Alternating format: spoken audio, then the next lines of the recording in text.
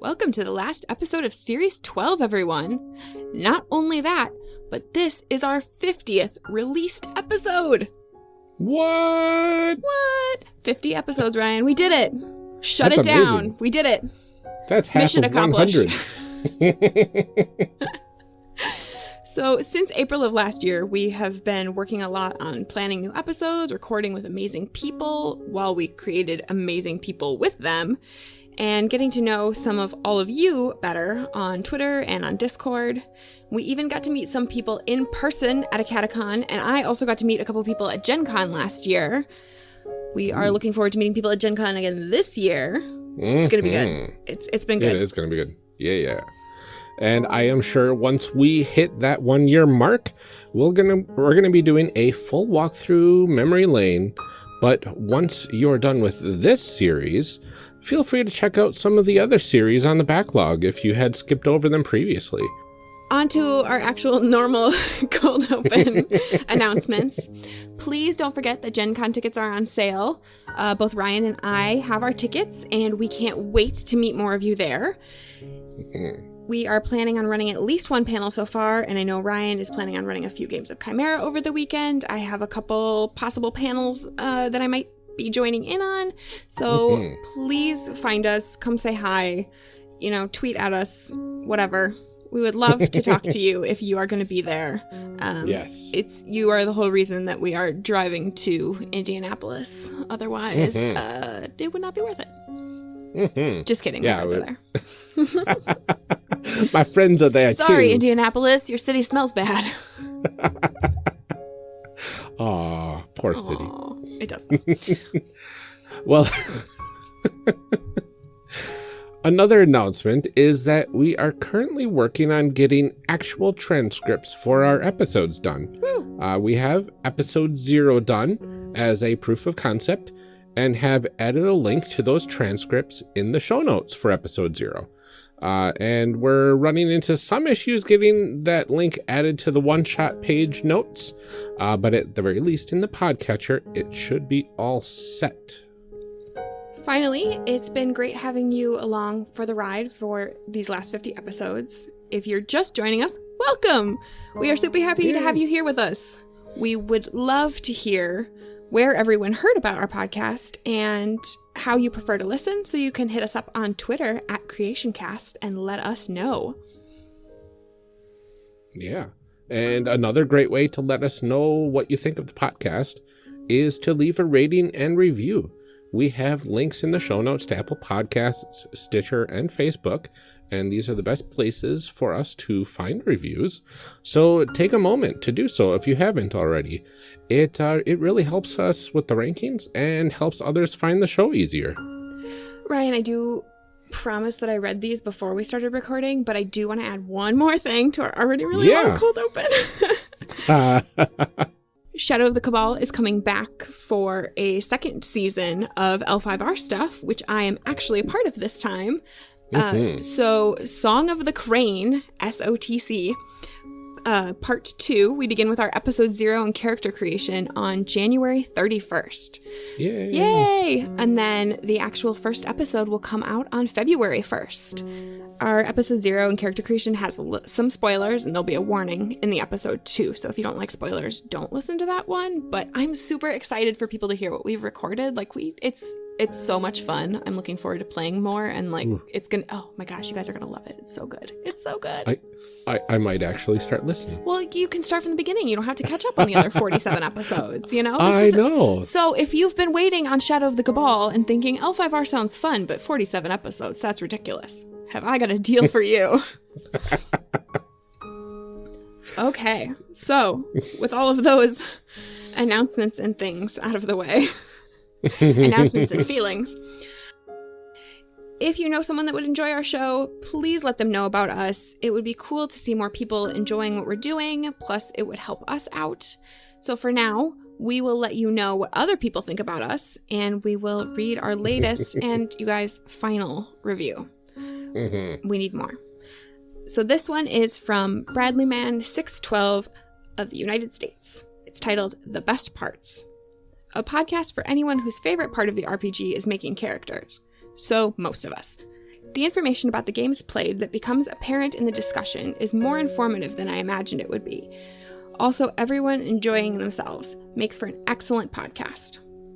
Thank you so much, Bradley Man. Thank you. I think with all of that, we will just go ahead and leave it off here. I think it's been long enough. Please enjoy the last of my exasperation in Heroes Unlimited.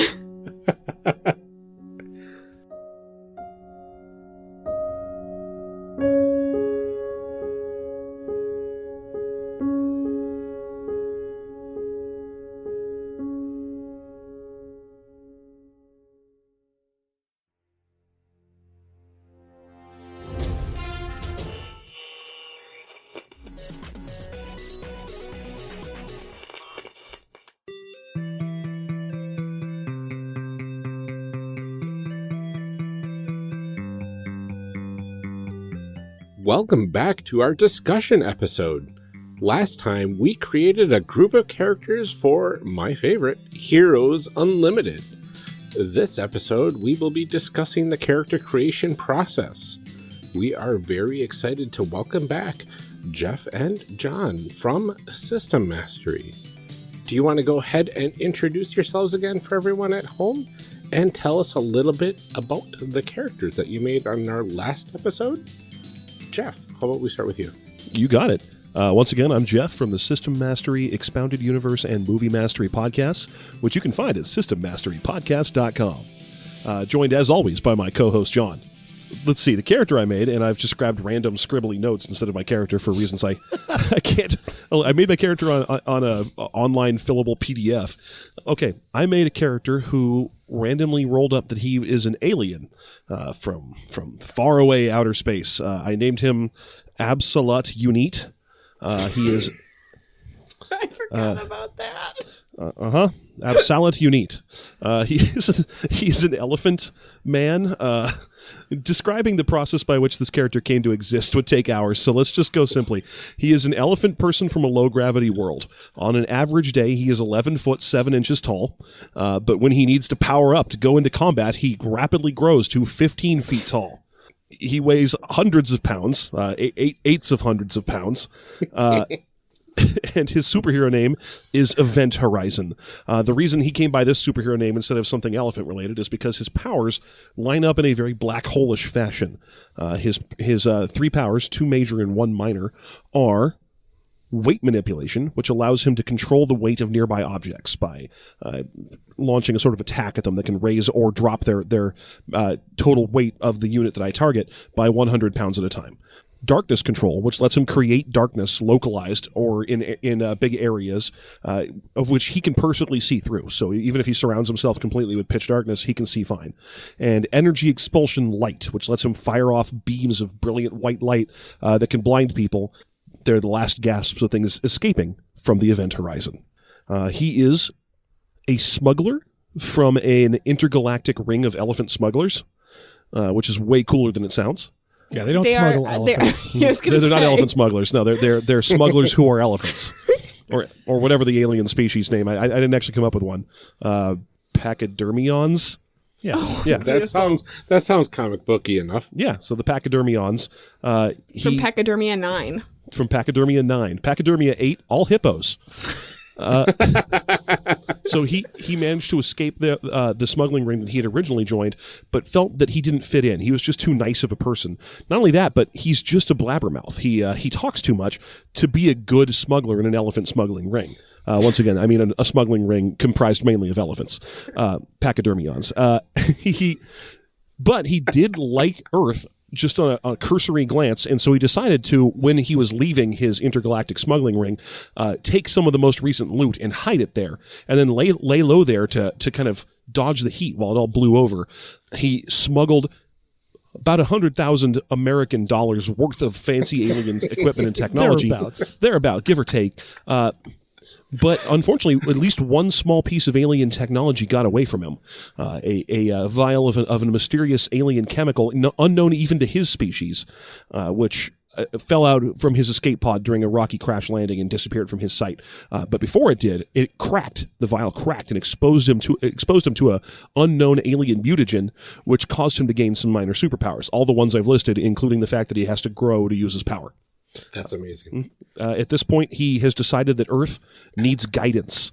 He loves the people he's found here on Earth. At first, he didn't know what to expect. He landed in Africa and tried to obviously establish communications and find a hiding place among the largest and definitely most intelligent land mammals to be found on this planet. After he realized that elephants here can't talk, he settled on humans. Today, you'll find him hanging out in gambling casinos where he is a natural card shark, master of disguise, and a master of impersonating voices. He hides among the humans in plain sight by simply acting as one of them. And he has some friends, whoever wants to go next. Welcome to Heroes Unlimited. That's amazing. I rolled all that. Oh, and also he flies around in a tiny airplane. Oh, yes. Yeah. Forget about that part. Mm-hmm. He's a little tiny Sopwith camel he flies around in. Yep. All right. John, you're up next. All right. So I made Aaron Gonzalez. He is a journalist by trade, and he goes all around the world doing stories. He speaks multiple languages. He's in amazing shape. He's great at both writing, photography, everything like that. He is a true man about the world. So, unfortunately for him, that traveling around the world meant that he came into contact with a strange gem.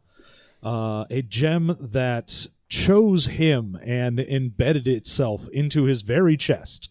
And so he rolled up that his background is a magic enchanted object, and that object gives him magic powers that he can use. So he has spells that he casts. He's actually more of a wizard than your typical, tights and capes type superhero. A lot of it is being able to affect the world around him and the senses of people. He can turn invisible at will. He can create blinding flashes, see things that are invisible. He can blind people or create charismatic auras around him. As well, he can make it so that he can heal wounds. He can force people to speak the truth. So he has a bunch of different magical powers that he can do. Now, he normally resides in America. His father is the mayor of, I'm going to go ahead and say San Diego because that's where I am. And your father is Kevin Faulconer? No, it's a different universe. Oh, okay. I'm sorry. Yeah. Also, it's like his father is the Falconer. Oh, right, 1987. I'm not going to try and remember who the governor or mayor of San Diego was. It was the San Diego Chicken. Yeah, obviously. Famed Padres dancing mascot. So he gets into a lot of tension with that because he's always breaking stories and trying to uncover dirt. And, of course, his dad, being the mayor, wants to keep things very status quo and hush-hush.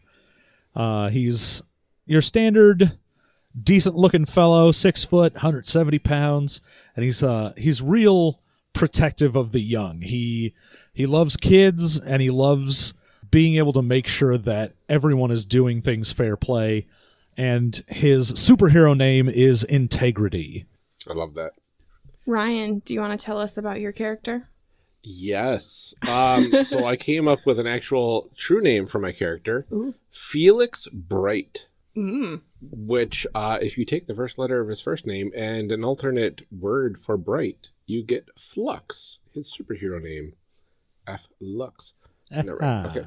Ha-ha. So he is a mutant. And he was just born a normal human and came in contact with a very strange substance when he was a early teen, and that transformed him not too much. I forget what he what was his he has scaly skin. Oh yeah. Okay. I forgot about that part. Yeah, not too much. He's just got reptile skin. He's just got reptile skin. Or fish skin.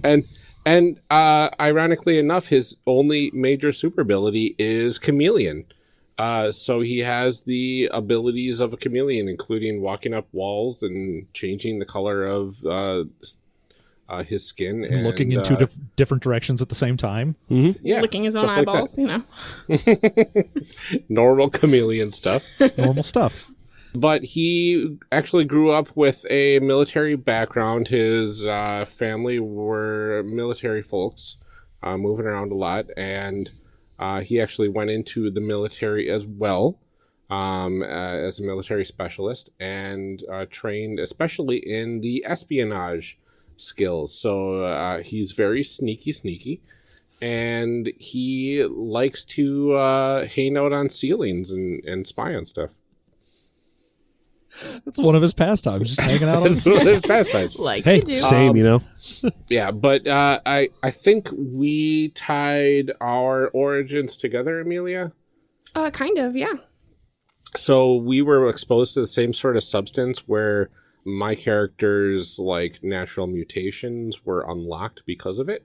Mm-hmm. And so that changed me into what I am, and I took my smarts because I have an IQ of 25, and went into computer programming, where I am now a computer programmer at the same facility that employs Amelia's character. Yes. I named my character Dahlia Edwardson. So she is affected by this same chemical from this medical facility, but we don't know really what the chemical is, and it was an accident. It's alien goop. Her ability now is to control plants, and all of her skills are based on hunting and tracking animals and identifying plants and fruits. Both plants and fruits. Plants and It's fruits, important. but not vegetables, just to be clear. Well, they also vegetables because they're plants. Right. It's just those non-plant fruits you can identify. But she can also fly and make fire and is impervious to fire. So, plants and fire. But how does she fly? Wings. Leather wings, Yeah. apparently. Oh, and also she has no hair at all. Yep. Because that has something to do with whatever happened. Is there any plant that has a particularly leathery exterior that you could say that, like, maybe you fly on seaweed wings? Yeah. Like kelp?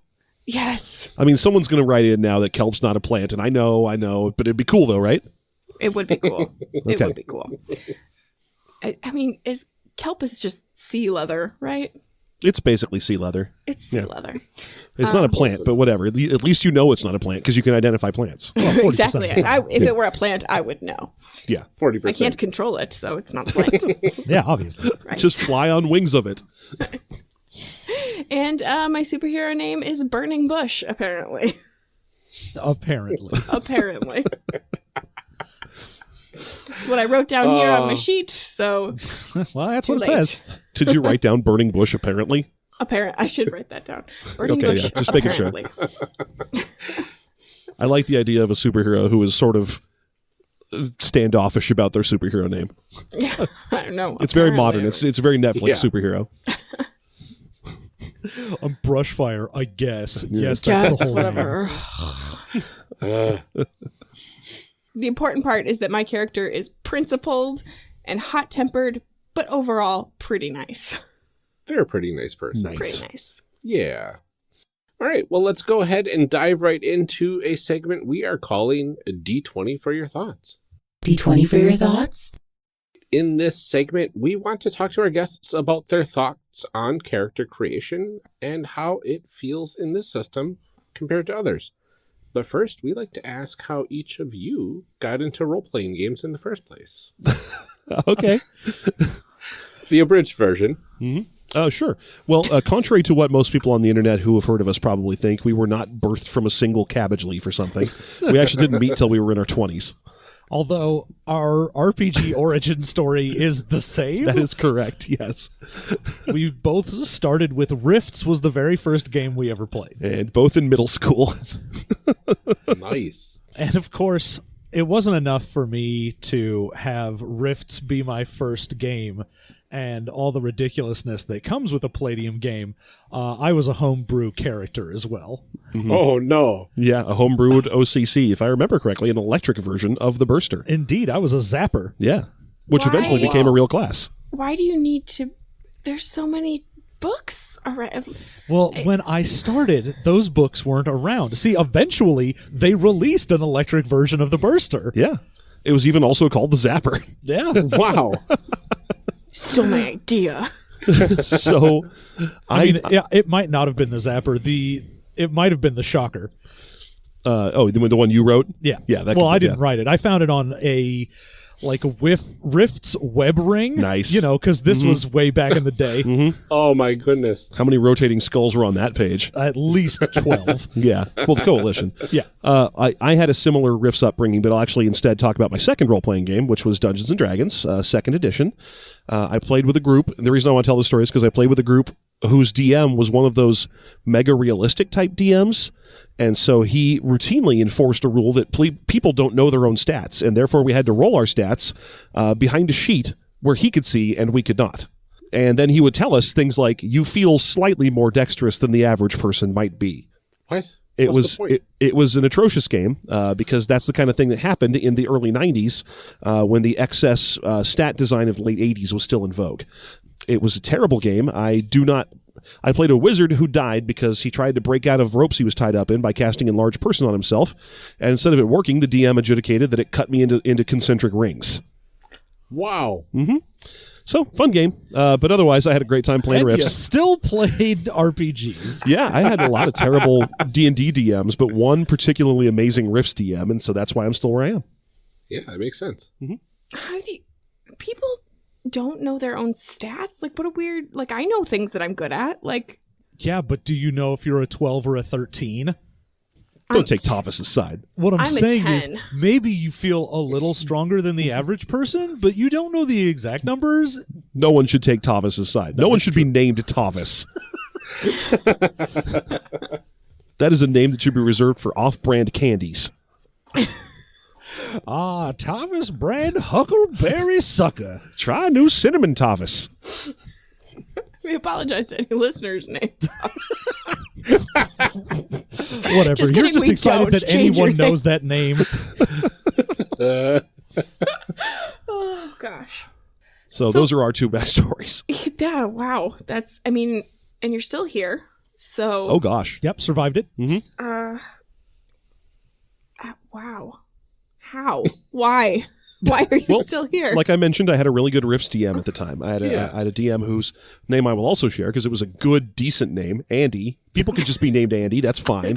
Andy's not as bad as Tavis, who had a good sense of fun and adventure and would totally let me play a robot Boba Fett.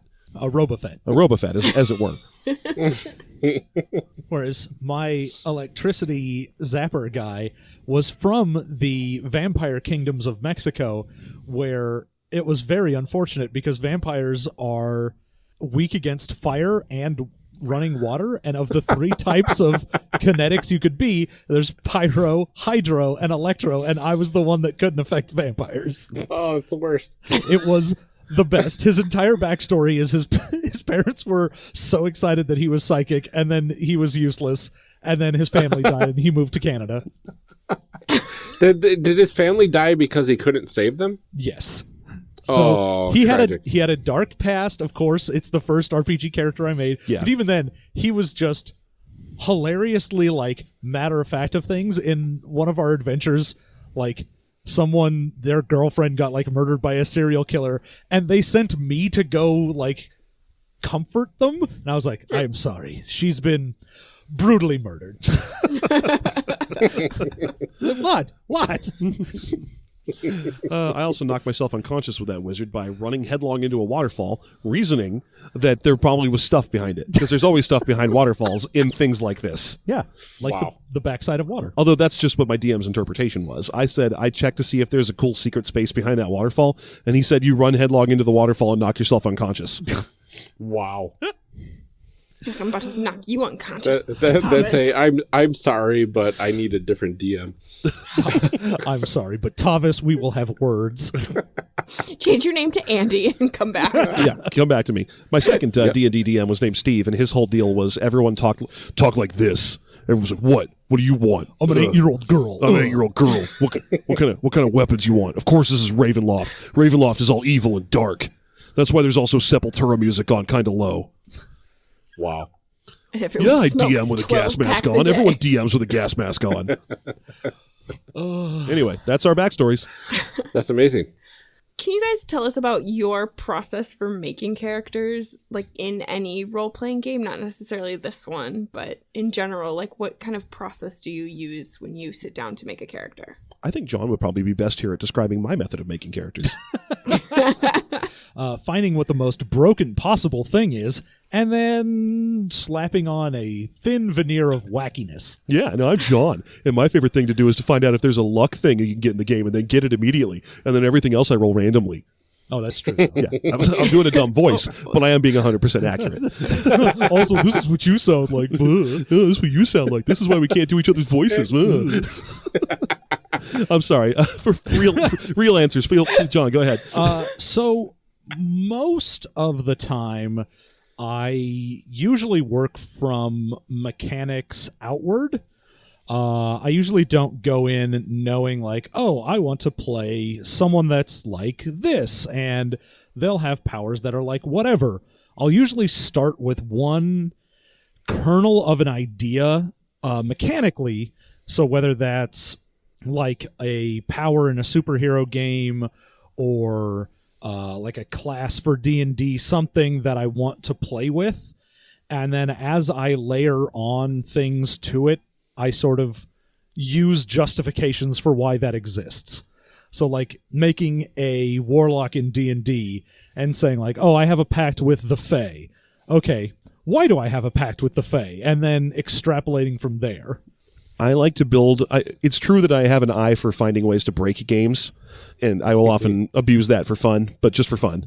It's not like when anyone catches me making a character who does infinite damage or whatever, and they point it out. It's not like I don't just change the character right away. I'm not married to it. I just like seeing things break in systems. But when it comes to actually designing characters, I make characters based on hooks.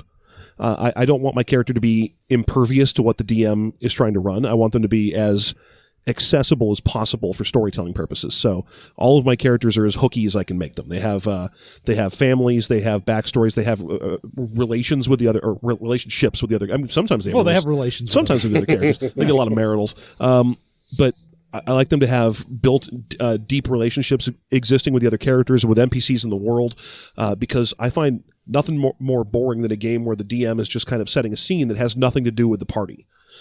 I like that. I like being immersed or connected to the world that I'm immersed in. So I try, my number one goal when I'm building a character nowadays is hooks. Yeah, there's nothing worse than when you build an entire setting and you're like, all right, guys, here's the world we're playing in. And someone's like, I have no family, I have no friends, I'm a lone wolf, I don't care about anything, and I don't know anyone. I'm isolationist death murder. Yeah, that's never cool. Oh, good. Well, I suppose I'll get you into this game by...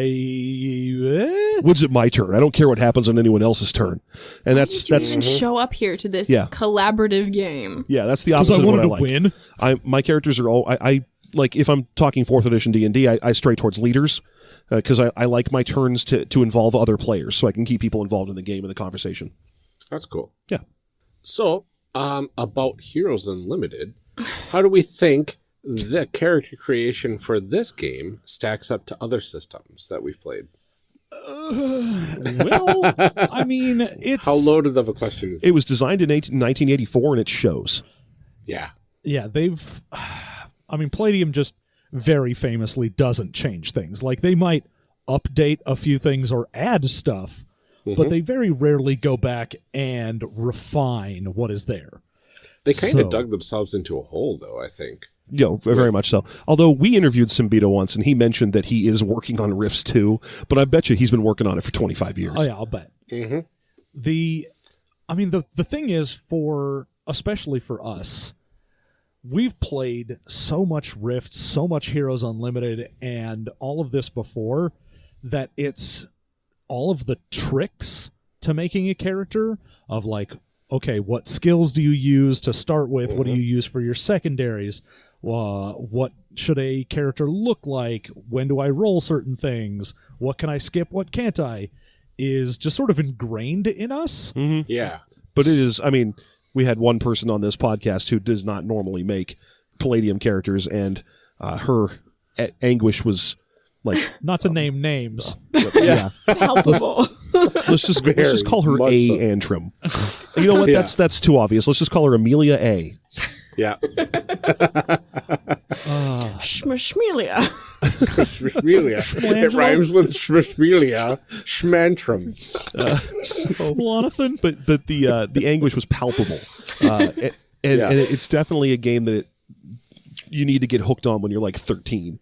It's hard. There's so much math and so much like just options. I mean, we didn't even get into how the combat system works. Not even close. Yeah. The real problem, especially when you're dealing with a game like Heroes Unlimited, is I would say probably a good 80% of making a character revolves around skills, and almost none of it matters. Yeah, you feel like it does when you're making the character. You're like, oh, this is going to inform so much about my character, and then when exposed to play, no, it almost never does. Are you telling me that my fishing skill is not going to come up? I mean, it might. Yeah, you never know. It really depends on the GM, I would imagine, at that point. I mean, I know my backflip skill came up a lot.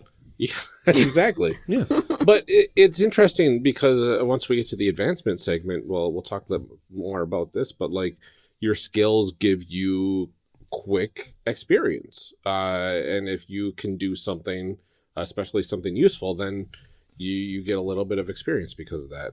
Yeah. The character creation process of the system it's complex, but it has so many different options that it makes it kind of a min-maxer's playground. Yeah. I mean, if you don't do what we sort of did, which is randomly roll for everything, then you can very easily make some ridiculously powerful characters. That said, no one's impressed. And the thing is, even with random generation, the weird thing for Heroes Unlimited with me is that the complexity scales so much. Yeah. Because you can have, from the low end, say, the character I had with a enchanted object, I roll one thing, I might have had a superpower, and that's it, and then I don't write anything else down. Yeah. All the way up to when you're making, say, your own personal robot, and you have to budget and spend money for each individual item and like your legs and your arms and everything else. Different and it levels just takes of AI. hours to do. Yeah. Like my alien character, for example, I had to roll like 7 random rolls to determine what kind of alien from what kind of planet and what's their education and how much they like Earth. And then I finally came to a roll, which was, what are your superpowers? What kind of powers do you have? And I rolled, and I got experiment, which meant that in addition to being an alien, I also have to go roll everything that's in the experiment category. Yeah. It can take a long time to do that. It's a clunky system that's kind of old, and its weight definitely shows. It may not be fun for beginners, and it definitely feels a little outdated. However, the results it generates are so weird that alone generates enough fun factor to keep this game relevant to me. Yeah, and I think it's really unique that there are all those random tables that you can literally, aside from some skill selections where they actually tell you have to select skills now, you can do completely random characters, basically. Oh, yeah. And that is one of the things I absolutely love, especially for superhero games, is getting a random collection of powers or themes and finding something to tie them together, finding some way to make them make sense. Yeah. Right. To me, I don't really like random generation, especially when it comes to character design. I have a soft spot for old Palladium games and superheroes. And even then, the only thing I really like to randomly roll is superpowers, because it gives me a random pick that I can kind of pull a character name out of, you know? It's a lot of fun to roll 3 random superpowers and go, oh gosh, what do these add up to? And then get something. So what I often tell people, like when they complain to me nowadays, in my capacity as a show host from time to time, about like masks and newer superhero games where superpowers barely matter, so you don't even really get to roll them. Is use these old systems. Use Heroes Unlimited, use Marvel Superheroes role-playing, and only use them for power generation. Just roll that part randomly, and it'll give you something completely insane, and you can try and generate your character from that. Yeah, it gives you a springboard to really go, oh, okay, now I've got an idea. It throws you the energy ball. You just need a suggestion from the audience. I do like the random power generation as well, because it's so tempting if you pick powers to just do... I have invulnerability and flight and energy expulsion. I have, you know, supernatural strength, so I can punch things real hard. Like, picking your very generic level superhero stuff is so tempting that the fact that you end up getting things where you're like, okay, well, now I have clock manipulation and underwater powers, so I guess I'm Water Clock? Yeah. That's a good name. That's what I love, is picking random stuff and then deciding what's my superhero. One of my favorite things I ever rolled in this game was a guy, I named him Tsunami, and he had sonic speed, the major super ability, which gives him a ground speed of a little over Mach 1, right? He can run like 800 miles an hour. And I also had underwater abilities, which says you can swim at 3 times your speed. It doesn't say 3 times your base speed, it just says 3 times your speed. So I was like, okay, well, my guy can swim at Mach 3. So I named him Tsunami, and his whole deal was just that he traveled fast enough to create waves. Yeah. Wow. And it's interesting, as I was looking through some of the stuff in the book, there's even descriptions on combining different superpowers and what sort of results that would be.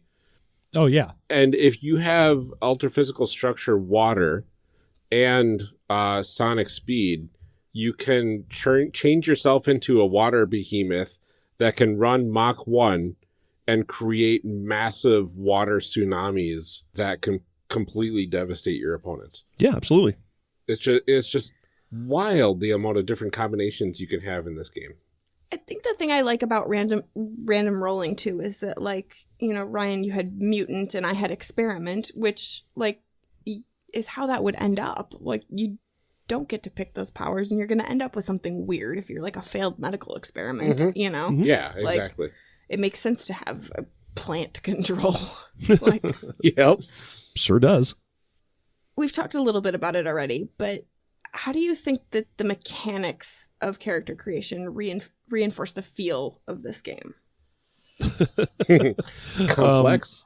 Well, here's the thing. Once you actually start playing this game, you realize that the combat system is also pretty out of date.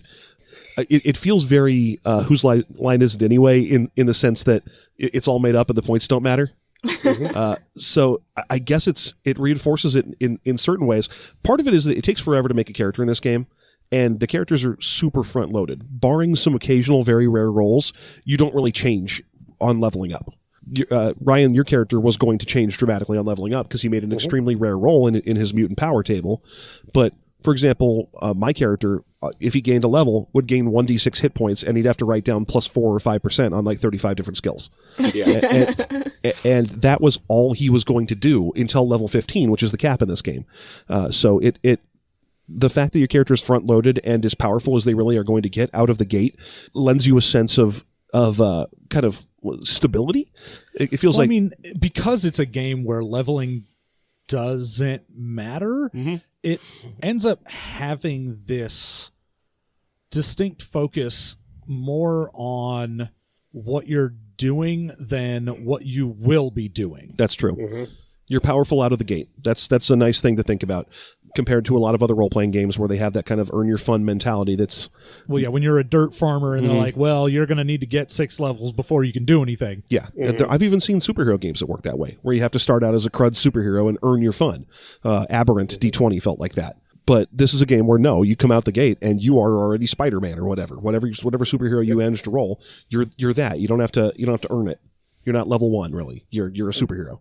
Well, unless you're my character who has the weird altering superpower thing. Although that is extraordinarily rare. There's like 2 results in any table in the game that does that. And it's one of the things that was added in 2nd edition of Heroes Unlimited. That table was only really modified to add those weird results to it. That's true. Yeah, I remember that wasn't in the 1st edition. Yep. I think magic is one of the few things that does have that, because it'll have things like duration will be based on level or damage will be based on level. But even then, my character has, with a magic object, everything is 6th level for him, and it doesn't change. Yeah. So at 1st level, he's casting at 6th level. At 15th level, he's casting at 6th level. It doesn't matter. Yeah. And more than that, the fact that you can cast any spell you want. This game has 15 levels of spells and 15 levels of character progression, but a 1st level character can cast a 15th level spell. No, assuming you roll the ability to do that. Yeah, if you have the spell. If you're taught the spell, you can cast it. It's not fancy, and you don't earn your levels of spells. So why are they broken into levels then? Because Levels of D&D power. broke it into levels. Mostly it's how much it costs to cast. Yeah. Higher level spells cost more. Yeah. And that's about it. Okay. Why not? Yeah, I mean, it feels like there's just like a lot of like tacking on 1s and 2s and like it just, I don't know, it feels like a lot to keep track of. Well, you can see this in the progression of, I'm sorry, I'm going to system mastery out again here for a second. You can see this in the progression over the decades of role-playing game design that this game was designed super early. Like 1984 is basically the caveman era of role-playing game design.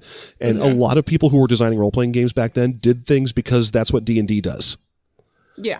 They had levels of spells, they had humans and elves because that's what D&D does. I mean, it's even worse in the 70s. All the games that aren't D&D in the 70s might as well be. Like, I don't know if you've ever seen the original Bunnies and Burrows.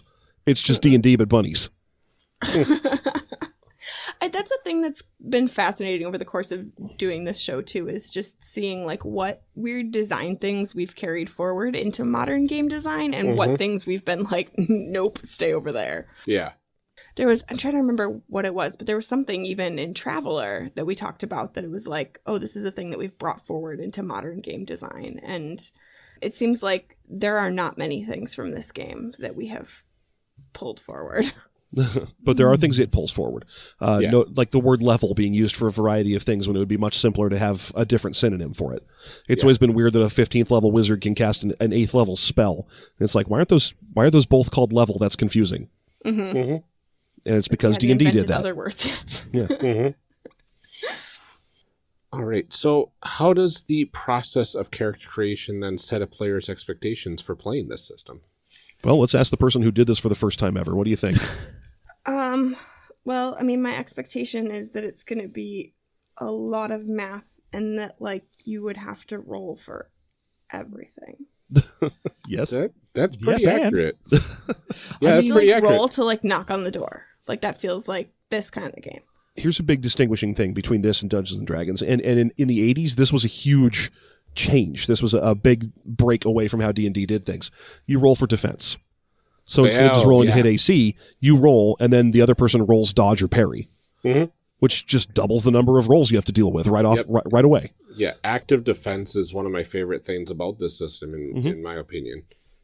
Because in D&D, it always frustrated me, coming from a Palladium background, the attacker is the only one that rolls, and you just passively defend. Whereas here, you get to choose how you defend, and it feels a little bit more cinematic. Yeah, that's definitely true. I mean, granted, it also has the D&D system because of AR. Yeah. So it's kind of a mishmash, but it's interesting in that you get a sense of feeling like you're controlling during defense, like you have something to do. Yeah. Even if you just roll another D20. Yeah, I do like it. You get to choose how you defend, and if you get the automatic dodge, like we talked about before, you get to do cooler things, I guess. One thing that becomes apparent in Palladium games is that the numbers get too big for their britches really fast. Yeah. If you play this game long enough, you'll learn how to stack strike, parry, and dodge bonuses to the point where you're rolling a D20 and then adding 19 to it. And it feels silly because you only need like a 17 to hit. Yeah, I mean, I'm already adding 9 to my dodge. Yeah. When I was a kid, the way we fixed that problem, and this is a stupid way to fix it, so please no one walk away with this and try and use it, is we just moved to a D30 instead of a D20. Oh, no. Yeah, it didn't help. It didn't make a difference. Yeah, that's not doing anything for you. Yeah, it did not. But we sure thought it did because we were 13. Yeah, it's a complex game. There's a lot of house rules that fix a lot of problems with the game. That is true. And I mean, I hate saying that like, oh, well, house rules fix it, because you can't say that a system is good if you have to change it in order to make it work. But honestly, I don't think I've ever played any game where someone didn't say, oh, and when we're playing, we do meh. Yeah, I mean, it's important to evaluate whether house rules can fix a game or not through the lens of, but how much do you need to do it and how much have you gotten used to it? Like, there's nothing worse than arguing with someone about whether or not an old role-playing game is good, and they're like, it was amazing because we changed everything. Right. And it's like, okay, then how was it amazing? Well, you see, I was my 12 experience at the time. with it was amazing, but the game itself is And you can have an absolutely stellar experience playing these old Palladium games because they are very good imagination boosters. Yeah, I mean, I feel that way about a lot of role-playing games. Though, like, I feel that way about Shadowrun too. That is a garbage game. Oh yeah, but I had it's fun trash. playing it. Yeah, like my experience with it was awesome. It's not a good game. No.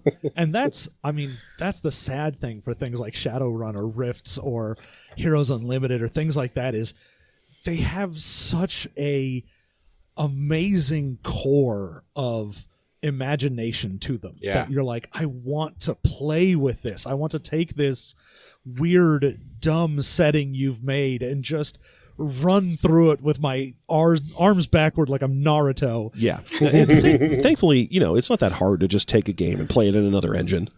Oh, no. But when you look at it and you go, yeah, but now I can't play this in what it is supposed to be. It's weirdly hard to convince your friends to do it. If you're like, guys, I'd love to play Shadowrun, but Shadowrun is trash. So what I would really like to do is play, Savage Worlds or something simple, and we'll just reskin everything so it's got Shadowrun names. And they're like, but then I can't play Shadowrun. Right. Well, and there's something to be said about, like, is that system serving the purpose that it was designed for then? I always go back to L5R because that is, like, my game of choice. But yeah, your guilty pleasure. I gotcha. Yeah, exactly. But there are things about that game that people are like, well, I just want to, I want to play in that world, but I'd rather play it in, like, a D20 system. And I'm like, that's easy. No, because there are certain things that are built into the mechanics of that game to reinforce the feel of that. Can I tell you a deep personal secret? My first experience with L5R was through D20 because it was completely stolen and republished as the 3.5X D&D Oriental Adventures Guide. Yep. And that was the first time I ever saw it. I had never played the actual game before that, and I bought the 08 book, and I was like, why is this book completely full of boring samurai? Because they didn't present them especially well. So it was like, you can play as 9 different kinds of boring samurai or 9 other different kinds of boring samurai wizard, or you can be a cool monkey dude. And when I finally saw that L5R was its own game line and read it, I was like, oh, okay. This is terrible as Dungeons and Dragons. This is, because it doesn't do what it's meant to do. I mean, and honestly, like, now having played the new edition of it, the 5th edition, I'm like, oh, these mechanics actually, like, are what this game has been trying to do this whole time. But, I mean, there's something to be said for, like, you can reskin lots of games and you can play, this world in a different system. But, like, ideally, your mechanics for your game should further the setting and the story that you want to tell, too. You're absolutely right. Well, I think, in terms of, like, Shadowrun or Rifts or Heroes Unlimited, I think the fact that it's garbage adds to what you're playing because the world you're in is stupid. And your rules are stupid, and everything's just reinforcing this idea of you are in a setting that you shouldn't be taking seriously. I mean, the nice thing about Shadowrun is that since Shadowrun represents the far future of the 80s, you know what I mean? Like the idea that you should be playing with an 80s rule set feels right. And, totally. Which is why first edition Shadowrun is what everyone should be playing, because that is an 80s rule set. But it is kind of neat to play an old garbage system to represent a thing that was invented in an old garbage time. Right. I mean, and I think that, you think about comic books and stuff, and there's so much garbage in them. Like, I mean, the longer they go on, the more you're like, what happened? What is going on now? And so, that feels correct for a game about superheroes, that, like, you're in the 3rd or 4th iteration of this series, and things have gone way off the rails, but we're still here. Yeah. Yeah. So anyway, the end result is that this game does some things that strongly support its mechanics. Or the feel of play in it, mostly in the terms of, like, random rolling and the fact that the powers do crazy amounts of damage, because why wouldn't they? It's a superhero universe. But in terms of being high-end functional, I don't know, with like a B- maybe. I mean, if I was going to rate this on the fruit scale from F to S, Yeah, what kind of fruit would this be? This game is not a pineapple. this game is no pineapple, Is sir. it a grape? Grape, solid B tier. Okay. So, I mean, we've talked about a lot of flaws, but if you had to pick one, what is the biggest flaw? Ooh, the biggest flaw in Heroes in the universe. Okay. Well, yeah, of the character creation process. for me, In particular. the biggest flaw in character creation, and this is endemic to all things Palladium, is they have no idea what balance is. Yeah. Because you random roll for so many things, and because so much is split between so many different ideas of characters, you can have a party that consists of basically a stage magician and Superman. Yeah. And unlike in the comic books where, the writer of it can be like, oh yeah, Batman always has something to do. And we wrote Batman to be super smart and super whatever. Whereas if I'm a stage magician and I rolled poorly for my stats anyway, I'm just kind of like, I made a rabbit appear. Yeah. I hope that stopped that villain. And meanwhile, Superman is over there blasting him with I-beams going like, good job. Yeah, but don't you understand, John? That's a chance for you to have a role-playing challenge. Yeah. Yeah. The lack of balance in anything. I mean, even just within the powers themselves, you look at something like alter physical structure stone and alter physical structure metal, and alter physical structure metal is just a better version. It has more SDC, it has better strength, it's just a better power. Coming down pro Colossus over the Thing, which I'm pretty sure is the opposite of the truth in the Marvel universe. Yeah, and it's just a point where you look at it and go, if I'm picking powers, like if I take the random chance out of this game, then this can get wildly out of balance. Oh, Very fast. easily. Yeah. Yeah. I mean, this seems like a min-maxer's dream, though. It is. Yeah, the problem with this is it could be a min-maxer's dream if you were not looking to impress people. Because if you were like, I made my character without rolling randomly, and my character is basically invincible, they'd be like, big deal. There's a power in the book called invulnerability. You didn't have to work that hard to be this smarmy. Yeah, this wasn't like, ooh, I discovered one weird trick. DMs hate me. Yeah. You took the easy road. It is interesting from a min-maxer perspective, because I've done this quite a few times with this system, because I had to make so many characters. Because you kept dying. Because I kept dying. Obviously, it didn't work. I focused on like one particular trait, maybe like auto dodge or attacks per melee or something like that, and tried to figure out how I could best optimize that between the superpowers that were available to me. Yeah, you want that multiple arms. Oh, yeah. So many attacks per melee round. See, I always wanted to have weird combinations. So like copy superpower and then create clones of yourself. Yeah. And the clones of yourself don't come with the ability to make clones, but they do come with any other superpowers you have. Yep. So then they copy your ability to make clones and then make clones. Yeah. Yep. Or what was it? Shrinking and expansion. Or, the one where you fly up inside of someone's head and then explode. Oh, yeah. Shrinking and sonic flight. Yeah. And you just fly into someone's face and then explode them. Yeah. There's all these power tricks you can do that are, goofy combinations. Yeah. If I had to pick a specific weakness, like one thing that I think needs to be fixed in this book, I would say it's the roll 3d6 down the line assign as directed. Ugh. I mean, am I hearing Betty Davis eyes? Because that's 1981. I mean, that's so old that it's got a dinosaur running around near it. It only happened in one edition of D&D, and it wasn't even the first edition. It was the second. And even then, it was still an option. No, that was the only thing. No, it wasn't the only thing. It was the default in second edition D&D. In first edition, it was version 4. Don't use this. Yeah. Like there was a letter from Gary Gygax in a Dragon magazine where he was like, "Do not roll 3d6 down the line. It's stupid. You're gonna make a dumb character that's bad. Please don't." Yeah. Yeah. Yeah. Well, especially back then when all of the different classes that you could choose from were required certain attributes to be certain levels. Yeah, I forget if it's 4 or 5 zeros before you start seeing any other number in the chance to randomly roll a bard on 3d6 or straight down the line. It's like 0.00036 or something like that. Yeah, it's ridiculous.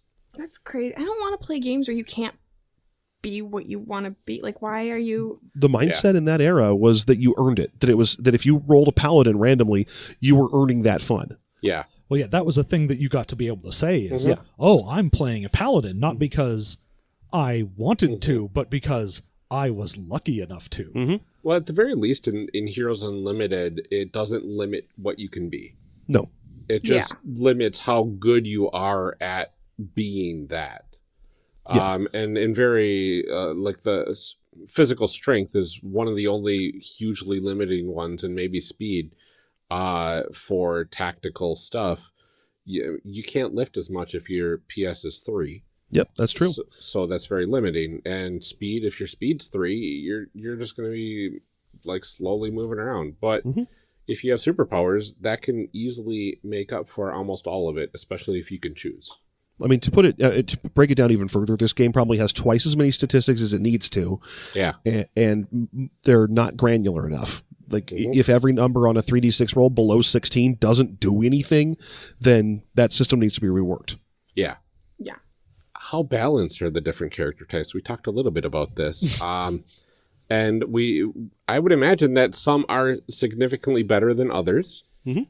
Yeah, I mean, I've done the math before, oddly enough, on chances for certain amounts of powers and the power levels as far as major and minor, and you can see things like experiment is better than mutant. Yeah, straight up. Flat out. Yeah.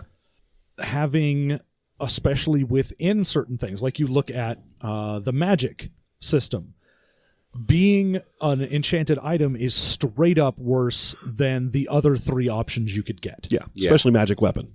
Yeah, magic weapon is basically magic item, but it does more for you. Exactly. It's comparative. It's like, why is magic item even there? Because we wanted more choices. Yep. It's true. It's because it's thematically, because it gives you magical, that flavor. not from a weapon. Well, it's because of certain superheroes who carry around an item, like the Green Lantern or Vixen. Or even Dr. Fate. Yeah. Yeah. So why wouldn't you just make weapon like a choice under magic item? Like, why wouldn't you just like make that a sub option? I mean, here's the kind of thing where he thought that the 4 distinct categories would be fun to roll on and then design out individually.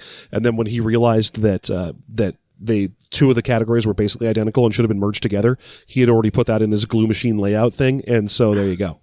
Okay. Too late. It's gone to print. You look at something like, let's take the robotics or cybernetics. Oh, yeah. Even if you roll really well and get a very high budget and you build a robot for a specific purpose, let's say I'm making PunchBot. PunchBot, I'm going to crank that strength up as high as it can go. I'm going to crank its armor up. I'm going to really get all of this as high to the height that you can possibly get this. And a guy with supernatural PS is going to beat you every time. Yes. Yep. And in like a punch or two. It's staggering how it feels like each one of the categories in this game was developed by people who were not talking to each other, which is weird because they're all pretty much written by the same guy. But not at the same time, is the thing. When he adds new stuff to this game, he does not go back and check what it does to the other stuff in the game. I guarantee balance was not on the minds of anybody that was designing on this game. Not even a little bit. So basically, when it comes down to what's the balance like in this game, there isn't any. No, and Jeff sort of joked about it earlier. Their response to that is, well, that's just role-playing time. Yeah, it's challenge. If your character sucks. If you're playing with a guy who's physical training and, what are you? Oh, I'm basically like Mr. Terrific or something. And I'm just running around and I'm cool and I'm boxing and I'm an Olympic athlete. And then someone else says, I shoot fire out of my body and fire and fly. You're like, oh, cool. Well, we can definitely tackle the same problems. Yes, right. It's realistic to comic books. I mean, those 2 characters exist in the same universe. Yeah, but usually they aren't on the same team. Mr. Terrific and Fire can are... one of them do ventriloquism? it leads to a common misconception in role-playing game design, which is that if your character is bad, that's so that you can be good at role-playing. This is a bizarre misconception that's lasted in role-playing for forever. You can be good at role-playing with any character. Oh, if you have a bad stat, that means it's time for you to be good at role-playing. Yeah, or you could be good at role-playing with a good character who has good stats. There's no difference in terms of your capacity to go in there and have a good time. It's a weird thing that people... Basically, game designers started putting that as a little block at the front of their book so that they wouldn't have to balance their book. Right. They were just like, yeah, it is definitely possible to make one character who is ludicrously better than another one to the point where the person with a bad character won't be having any fun. But... role-playing. Think about it as a learning opportunity. Yeah. Mm-hmm. Well, one of the things I love about the Palladium systems is not so much the lack of balance, but more of a... they go for a feel of the different types of characters that you can create, and they mainly want you to be able to create these cool-sounding characters. Yeah. From the comic books. And you can easily do that in a lot of cases, which is remarkable. But yeah, it's very hard to have a party of people in a game designed around combat, more or less, and have one person or two people not be even remotely combat worthy. Yeah. Yeah, I mean... One of the ways I got around it in a game that I ran was everyone randomly rolled characters, and of course everyone had just dumb garbage. Mm-hmm. And then the whole conceit was they got abducted by aliens, experimented on, and then all of their powers became good. So essentially it was roll a random thing, now go back, take what you randomly rolled, and if you could make this into a good character, how would you do it with purpose? So it was essentially doing the whole use this as a springboard in your random rolls, but now go back and make someone that isn't terrible. Mm-hmm. That's interesting. I've always played this game when I run it. It's comedy, so the disparity of power level isn't as important, or it becomes part of the comedy. Mm-hmm. Like, my favorite game I ever ran of this, I gave everyone about a half hour to roll random characters, completely random rolls, but the rule was whatever they randomly rolled, they had to twist it into a kind of super patriotic American archetype thing, because they were going to be on a super American team, and then they were going to fight evil Canadian celebrities. And so we ended up with an amazing team. It was like Hawaiian Punch, the ancient master from Hawaii, rolling, because you can tell what year I did this, because it was Rolling Blackout, the guy who was built by when California was experiencing massive power outages over and over again. Oh, no. Mm-hmm. He was based on that. We had Stealth Bombshell, who was a woman with a magic sword who could turn her invisible, but even when she was invisible, she could fly at supersonic speeds, trailing an American flag cloud behind her. Oh, wow. And one more whose name escapes me. But anyway, the party was, fighting Canadian celebrities, and it didn't matter that one of them was just a guy who could throw good punches, the Hawaiian Punch character, because it was funny. It was all just fun. So that actually did work really well. Yeah, I mean, I feel like Ryan has a point that, I mean, there's a lot of options to like make really cool combinations of things. I think the problem comes in the numbers that are attached to those things. Yeah, that's true. Like, and that's it's just the disparity is in the numbers, not in like the flavor of those choices. Mm-hmm. Yeah, and I know that it's not super fun to say take a game and use a different game to play it, but this is a great example of a game where that's a good idea. Mm-hmm. Like, roll up your character, strip all the numbers off him, and then go play him in Masks or some other superhero game, and you'll probably have just as good, if not better, of a time. Oh, I just remember my fourth super American character. He was an angel named the Moral Majority. Oh. He was like a Southern Baptist angel preacher who could fire lightning bolts from his eyes. Oh my goodness. That's so good. Yeah, that game was amazing. That's so much fun.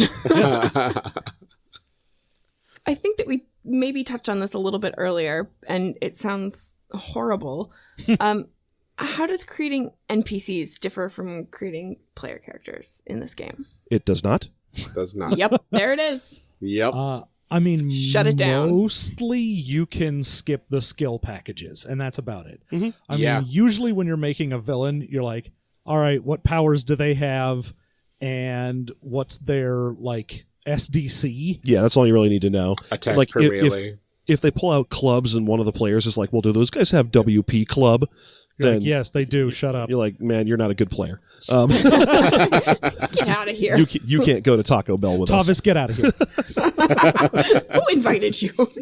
So, but yeah, that's always been a weakness of the Palladium system is that they put so much effort into the bells and whistles of fun things to play as, and so little effort into the things you would have to go out into the woods and fight.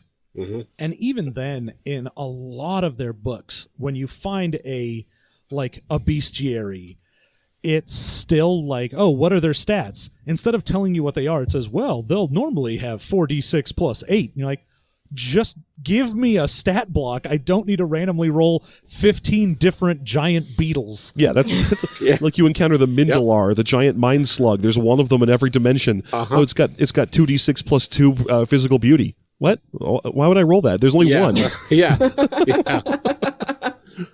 And the variance is so much that you look at it and you go like, oh, here's a creature. It has 1d4 times 1,000 damage capacity. And you're like, okay, that's a lot of difference between 1,000 and 4,000. Yeah, but think of how few dice you have to roll. I know, right? Well, and then as a player, like, you have no clue what you're going up against ever then. Like, Oh, no. No, not at all. Never. Okay, cool. All right. You just sort of go, hey, I'm going to shoot a beam at that guy. Is that cool? And your DM goes, yeah, it's radical. I mean, it depends on what game you're playing. In this game, you could probably one-shot a lot of your enemies if you have some of the bigger name superpowers. Yeah. In Rifts is basically a pillow fight. Everyone has hundreds of MDC, and they do tens of MDC in damage. Mm-hmm. So you spend most of your turns are just, I ineffectually flail at the monster. The monster responds by ineffectually flailing right back at you. Ironically, you can create Heroes Unlimited characters in Rifts, and they are, depending on the super abilities or the character type, completely underpowered. Yeah, they compared very much to are. most of Rifts. Yeah. Or very overpowered. Like Or very John was overpowered, yeah. John was telling his story about playing in the Vampire Kingdoms game, and when I did that in my own session, I made a superhero whose ability was alter physical structure water. I was like, what's up, vampires? I am running water. I'm running at you. So yeah, Awesome. you can make super OP characters too. Yeah. Let's talk about this group's cohesion. How does our group kind of gel mechanically with the system? How would we fare in a typical session in this game? We have there's not really a way to, like, you don't use a map for Rifts, really. No. Yeah. And there's a lot of theater of the mind, but when you look at it, we do have a big frontline person. Even though my power is hiding. Sure. Well, yeah, but you get up in front and then you put them in total darkness and they're like, I don't know what's going on. That's true. I'm actually a little disappointed in my character because he's not a good team player. Surrounding the whole room in pitch darkness is not a great idea unless everyone else can see in it too. Mm-hmm. But then we've got sort of a ranged damage dealer with the fire and also some control with plants. So you can get like vines to tangle people up and whatnot. We've got my sort of support character. I've got a lot of ways to mess with bad guys and help out the heroes. Yep. And then we've got your character. Yeah. I feel like you can do like the close combat kind of stuff, like the sneaking up and getting behind them, and Not really. No. No, I would say more it's the infiltration. Like I'm good with modern weapons because of my military training. I'm good infiltrating, for sure. So I basically be like a special forces sort of type of character. I mean, he'd also be the one that would be like, we send you into the compound to hack the Gibson so we can get in. And honestly, that's fine in this game because ultimately you can just grab a rifle and shoot dudes and it does enough damage. Oh, yeah, because I'm like, I can shoot a beam at someone. That beam does 3d6. Or I can grab a rifle. That rifle does 3d6. Who cares? Yeah. Exactly. Yeah, so I'm not too limited because of my powers, but what's interesting is over time, after I level up, who knows what sort of abilities I'll be getting. Oh, yeah, because you could just like mutate into just about anything. A beautiful lizard butterfly. Well, I mean, yeah, you could have so many powers. diaphanous wings. Yeah. Yeah. Oh, man. Oh, yeah. So we don't have a frontline bruiser right I'm now. probably the closest. Yeah, You'd I be mean, the you've got the most closest. SDC. I do have, but not a huge amount. I'm not a crazy Yeah. SDC monster like you can build in this No, game. we don't have like Yeah. a rock guy or a metal guy Yeah. or someone with invulnerability. Yeah, but he is basically the front line because he just basically Yeah. goes, hey, the fight's right here where this huge cloud of darkness is. And then inside this huge cloud of darkness, a huge elephant man. Yeah. Oh no, what could be in that 15-foot tall cloud of darkness? Technically, it's a 30-foot tall cloud. I checked to see how tall it was because I was worried that I might be bigger than the clouds of darkness I can make. Just making a cloud of darkness and sticking up out the top. Hi. Yeah. I'm sorry. I'm just a floating head. My cloud of darkness only goes as far as the lobby. So let's talk about the system as a whole, and how it plays, and particularly how it lends to character development. Not necessarily advancement and like leveling up, but how does your character kind of change over time? Well, it's going to be the same as it is with most superhero games, where it depends a lot on the DM to let you get away with developing your powers. Yeah. If your DM spends most of the time saying, you have energy expulsion light, what does that do? It can shoot a beam of light that does 2d6 damage, or it can blind a target, reducing their to hit by 8. Then, that's boring. But if you're like, okay, but can I shoot it through a giant magnifying lens that I pulled out of a lighthouse and use it to melt through a wall? And they should be like, yes, because that sounds rad. Right. As opposed to, no, because it does what it says in the book. No, see, because the book says. Yeah. So superhero Rule games. of cool. Yeah, superhero games are entirely dependent on the rule of cool. Yeah. You have to have it because otherwise, Cyclops sucks. Like as an X-Man, if his power is I can shoot a beam out of my eyes, he sucks. But if he can use it to like pole vault because it's kind of a cohesive beam, that's rad. Like the more tricks that you can do with the few powers you have, the radder you are and the more fun you're going to have. Very little of that supports in the book beyond sidebars suggesting that the DM should do that. But that's good enough because that's all you really need, that imagination access. Yeah. And I really like in this system, we'll talk about it a little bit, the experience points table really gives you a good idea of how to kind of play your character to try to play the experience system. So that way you can choose to do certain character choices that will reward you with XP. Instead of trying to fight your way through everything, you can get XP for resolving something peacefully or whatever. So you can go different routes to try to maximize your experience gain as well. Yeah, there's like a list of things that you can do. Selflessly sacrifice yourself, or put yourself in harm's way to save a friend. Use a skill in a useful fashion, and it's useful in certain senses. I'm not a huge fan of XP systems in general. I just tend to like letting the party level up when they should. But in this case, it's nice because this is the kind of game where it would be really easy to forget to give out XP. Yeah. And having that charted out is simple. In fact, this is the kind of game where you could almost let players do their own XP. Well, speaking of XP, how about we go ahead and get into our character advancement segment and take it up a level? Sure. Take it up a level. Take it up a level. So in this segment, we talk about how character advancement or leveling up works in this system. So how does a character level up in this game, and what kind of perks do you get when that happens? Baseline for pretty much anyone, regardless of what you're doing, for the most part, you're looking at getting a little bit more of your hit points. A D6. You're going to get your skills will go up by whatever percentage they go up. 3 to 5. And then it's going to really depend on the powers you took. Something like magic, when you level up, spells have durations and effects and ranges and things like that depend on level and actually care about it. As well as some powers, like there can be an energy expulsion power that actually gets better as you level up. Most of them do. They get little pings of damage every couple levels or so. Yeah, so you'll get a few extra D6s here and there. For the most part, though, when you level up, you're not looking at much.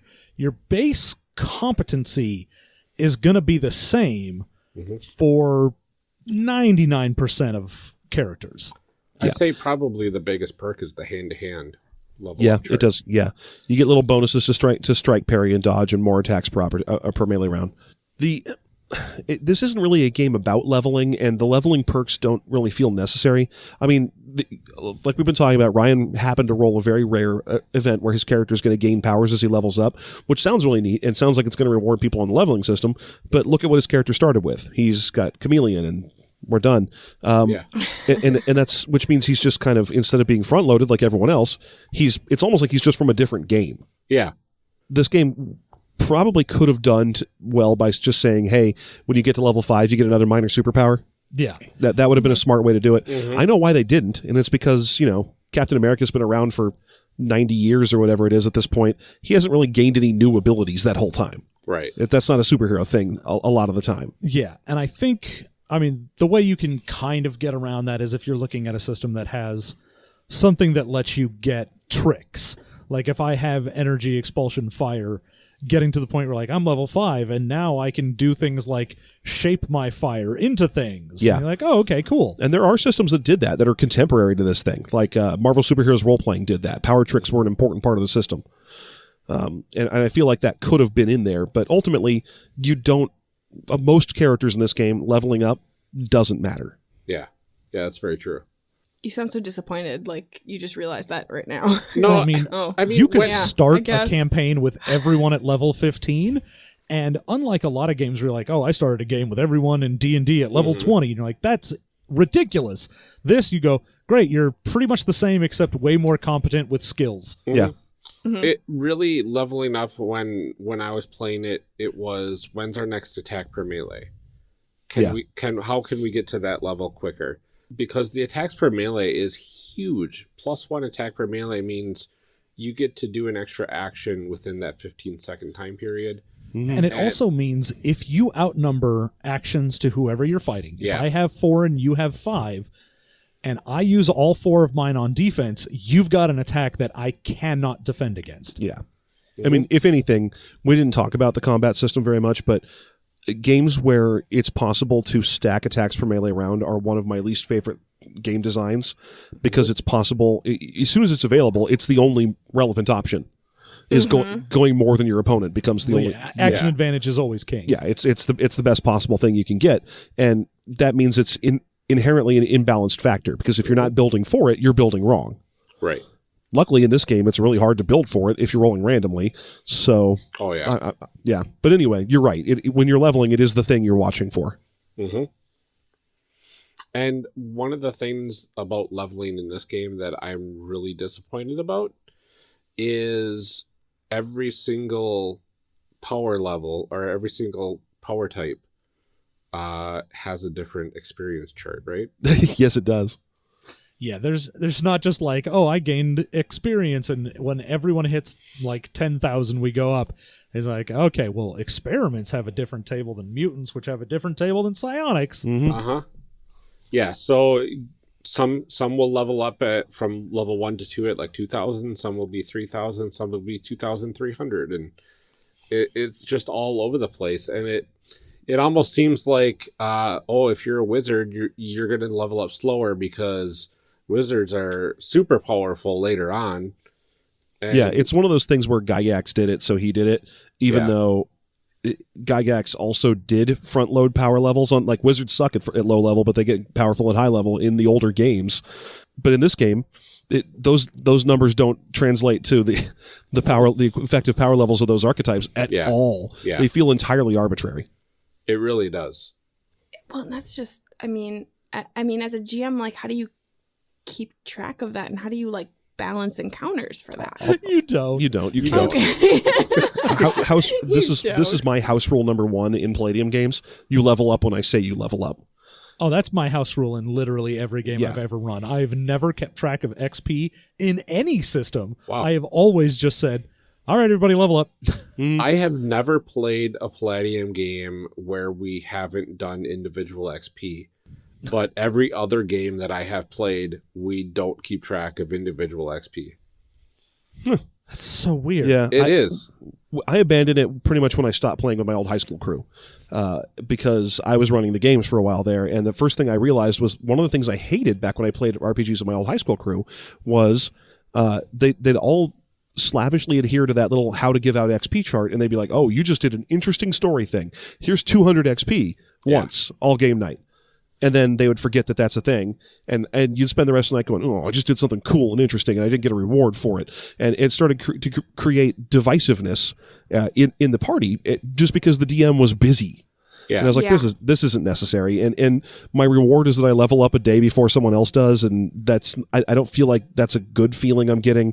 And so I translated that out to my players, and I was like, you just level up when I say you do. Now no one's fighting about it. And no one feels really bad when they don't gain a level or whatever, and it's just going to be easier that way.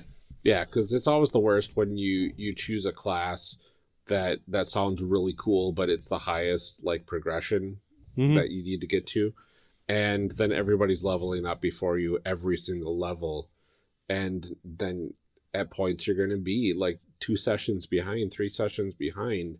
Yeah. Before you get to the next level, even though they don't matter too much, it still feels good to hit that it's still next just plateau. A feel bad situation when you look around and everyone's like, yay, I got level up. I get to, erase things and put higher numbers on my sheet. And you just go, I don't. Yeah. And it made sense back when D&D was being designed, because the classes were strictly more powerful than each other, and it was on purpose. Yeah. You could play in 2nd edition D&D, you could play a fighter, thief, mage and get all the powers of a fighter, a thief, and a mage, and it cost you 9,000 XP to get all 3 of them to level 2. So it made sense, because otherwise you were obliterating 3 other potential roles within the party. But nowadays, most games are designed with level by level parity between the available options. A first level Shadowrun character is pretty much I know Shadowrun doesn't have levels, but whatever. A basic character is usually the same as another one for the most part. And so when you're like, well, this one takes more XP to level up because they have to amass more wisdom, you're like, no, don't do that. Just stick to the mechanics, buddy. Yeah. Would it be beneficial to have character advancement in mind during character creation in Heroes Unlimited? If you're building your character without randomly rolling, still no. I mean, in my mind, I look at it and go, if you managed to random into someone that cares about level, whether it's a straight wizard or a weird mutant or a psychic, I think can sometimes care. There's basically one psychic version, one wizard version, and that weird random mutation that you got. Yeah. If nobody gets that, it's just okay, great. We're all just going to level up one at a time. Exactly. And honestly, I feel like I would just start my game at level 15 if anyone else was using one of those things where they had to care what level they were. I mean, there are classes that none of it are power archetype sets that none of us rolled, which have even less to do with leveling than the ones that we rolled did. Yeah. Notably, if you have a robot suit or a power armor suit, you don't actually have to use a skill of pilot power armor if you're wearing one. You're just really good at it, and so you act like a normal character. And that means that none of your skills matter at all for the purposes of combat. Yeah. And your robot suit doesn't get more powerful with level. Which means you do nothing but gain hit points. And if you rolled robot as in I am an actual robot, you don't even get to roll get your extra hit point D6 per level. There are character classes where leveling literally means nothing. So, yeah. What a bad game. Front loading. It's just front loading.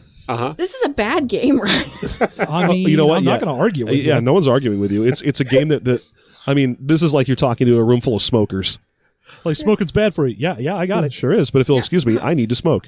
No, I mean, and I think that there's always a sentimentality to a game that you played for a long time and have really good memories of. And, and like we said, we have all of those house rules. So you're my experience was really great with it. Yeah. I mean, reading rules as written, this is a trash game. I've never had a campaign of Heroes Unlimited. You could have fun. I've never had a campaign of Heroes Unlimited last more than 3 sessions, and that's on purpose. Oh, wow. Because advancement is boring, and eventually your character gets boring because there's nothing new that's going to happen to them. Well, yeah, after the 4th session of you going these are the same powers, I'm using them in the same way, eventually you just go, hey, can I roll a new guy? Yeah. I just want new powers. I want to play with the toy. Once you realize the fun part of Heroes Unlimited is character creation, and then the first day out of being a new adventurer, the game opens up in a way that is actually pretty great, which is one-shots. You use this for one-shots. You make a fun character. I can't even imagine. Because my friends and we have only done campaigns with Heroes Unlimited. Oh. And back in the day, we had a campaign that lasted well over 3 years, where we rotated GMs in the same game world with the same characters, except for some of mine died more than others. But it was a continuous story with different villains and different arch nemesises and all that sort of stuff. And we didn't really care about the level advancement as much. We just cared about how do our current characters fit into this new story situation. Yeah, and I can totally get behind that. It just never worked out for me. I mean, to give you an example of how I can get behind that, my Rifts game lasted for exactly 5 years. Oh yeah, because it started in 7th grade and ended in 12th. Oh yeah. Yeah, I mean, I think that if you can't gain new powers and stuff, I feel like after a while that would get kind of boring if you don't have the kind of GM that can kind of build a story around those things to constantly challenge them. You've got to really lean into the role playing at that point. Yeah. Because when you look at a game like, a Dungeons and Dragons or something like that, you go, yeah, okay, I've got whatever powers, but then I gain a level and I get new powers and I'm continually getting new toys to play with. In a game where you get all your toys to start with and then that's it, at some point you're going to be like, well, I've played with this enough. Yeah. Yeah, I think this game lends itself very well to leaning hard into telling comic book style storylines where you can have those one shots and be awesome with your characters, or you could have multi-issue things where your same characters are doing all these cool different things, and the toys that you're going to play with is the story toys. That's fine. We're going into space. We're going to a different dimension. We got to sell these Hostess fruit pies. Yeah, you could do that too. You could travel back to the past and save the whales and bring them back to the present. Oh yeah, and then ride them. Of course. And turn them into wolf dolphins. Yeah. Yep. Yeah. Wolfins. Wolfins. I can identify plants and fruit pies. And we've come full circle. Oh, yeah. Well, I think that does it for this game, hopefully. I'm sorry. I'm sorry, everybody who was hoping that we'd come out of this being all like, this game's amazing. I still think it's amazing. Oh, no, yes. I mean, I could see having fun with it. Yeah. For a little while. Don't worry. We'll run a game of it for you. Tell you what, next time we're all at a convention, we'll run a Heroes Unlimited game, and we'll have your character built, so you don't have to do that part. Oh, okay. All right. No, you'll have to build your character, but just not skills. And then the next convention we'll actually play. Yes. Yep. No, you know what? Not everything is for everyone. This is not an Amelia game, and that's fine. No, it's not. Fine, that is. It's not fine. No. Well, thank you so much, guys, for joining us for our Heroes Unlimited character creation. Do you want to remind everyone, once again, where they can find you and what sort of stuff you guys are up to? Absolutely. John's home address. I don't know it. You can find us at systemmasterypodcast.com.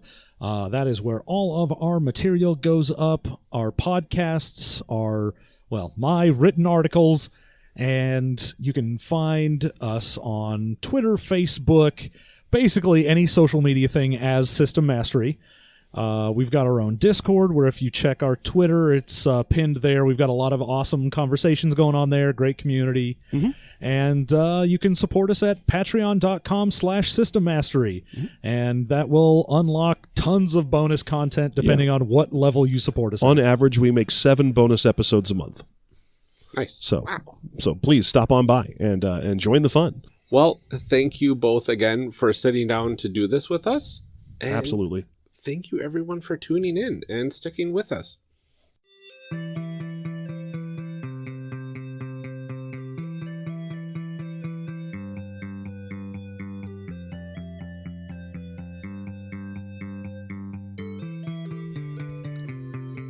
Character Creation Cast is a production of the One Shot Podcast Network and can be found online at www.charactercreationcast.com.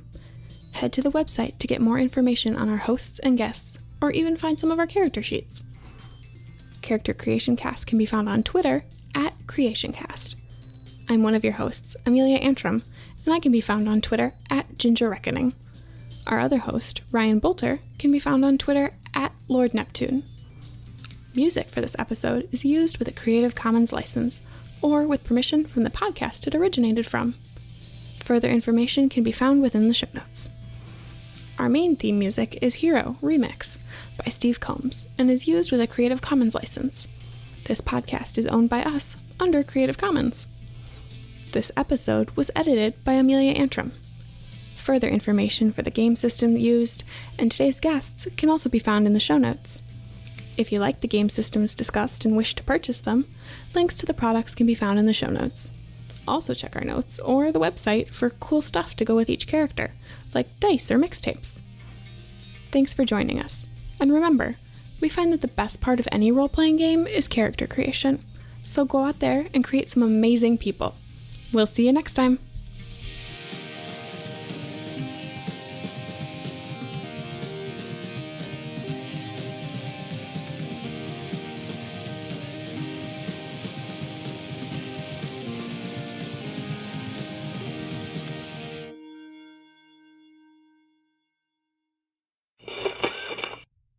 Now we gotta read some show blurbs. Show blurbs. Show blurbs. Show blurbs. Show blurbs. Character Creation Cast is hosted by the One Shot Podcast Network. If you enjoyed our show, visit oneshotpodcast.com, where you will find other great shows like Warda. Warda is an original fantasy actual play podcast created by Ali Grauer and Drew Marziewski. It's 1 part Game of Thrones, 2 parts Downton Abbey, served on the rocks with a twist of Agatha Christie. Discover magic, mystery, and more than a little socio-political commentary along the way. The city holds thousands of stories. What will yours be? That's too wholesome, Ryan. I know, I apologize. Almost. My apologies, I'm a little under the weather, but I'll try and swing my mic out of the way if anything happens. At least you sound fine. Oh yeah, that's an industry standard. I have to. If I want to make that money. Yeah. I'm dying inside, but Oh, he's 50% Dayquil by volume at this point. yeah, at the moment I look like I have 2 black eyes and no one has punched me. Oh, my. But I'll take care of that. Yes. Thanks, John. At that rate, Amelia would have, 18 podcasts? Well, I mean, I've got 4 in 1 year, so... Yeah. Yeah. That's a good rate. That's a reasonable that is progression. Unsustainable is what that is. Just add more on the Patreon. That's all you have to do. Yep. Well, it's just Amelia's Law. The number of podcasts will double every 2 years. Mhm. So It becomes rapidly unsustainable. Yes. Within 14 cycles, you'll have more podcasts than there are people. Unless we clone me and make several Amelias. nice. I see nothing wrong with this. That's a good plan. There's nothing that could go wrong here. What could possibly go wrong? That definitely extends the logical endpoint. Look, I've seen the first 20 minutes of Multiplicity and nothing could go wrong. Is this the Grey Goose scenario, but the end result is all podcasts? How many of them are like true crime? At least 30%. Okay. Oh, okay. Yeah. And all of them have kissing. I found the true culprit of this crime and I kissed them. That's you solve crimes by kissing people. That's It was a small, unassuming town in Central America. Tonight, And everyone on was kissing. Crime kisses. Yeah. Ooh, I hope Dam's okay. Good that's enough. fine. All right. It wouldn't be the first one. Hell damn it.